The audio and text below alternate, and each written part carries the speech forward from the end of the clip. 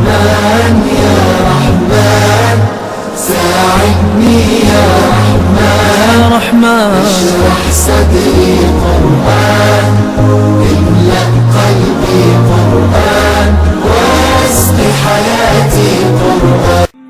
السلام علیکم ورحمۃ اللہ وبرکاتہ.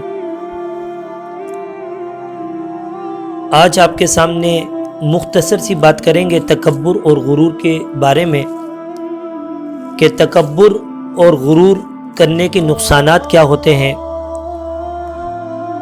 تکبر کسے کہتے ہیں؟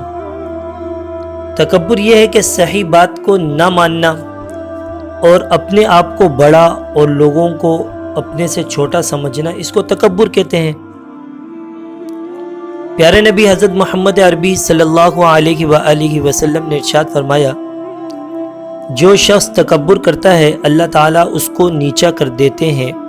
تو اللہ تعالیٰ ہم سب کی حفاظت فرمائے تکبر کرنے سے. تکبر اور غرور کرنے کے نقصانات کیا کیا ہیں؟ تو تکبر اور غرور کرنے کے نقصانات یہ ہیں کہ اللہ تعالیٰ تکبر کرنے والے کو پسند نہیں کرتے، اور جس کے دل میں رائے کے دانے کے برابر بھی تکبر ہوگا وہ جنت میں داخل نہیں ہوگا.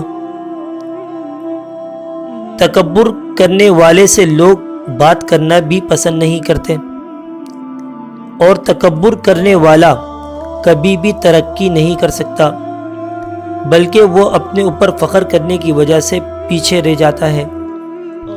تو اللہ تعالی ہم سب کو تکبر غرور کرنے سے ہم سب کی حفاظت فرمائے. آمین. السلام علیکم ورحمۃ اللہ وبرکاتہ. رحمن یا رحمن ساعدني يا رحمن اشرح صدري قرآن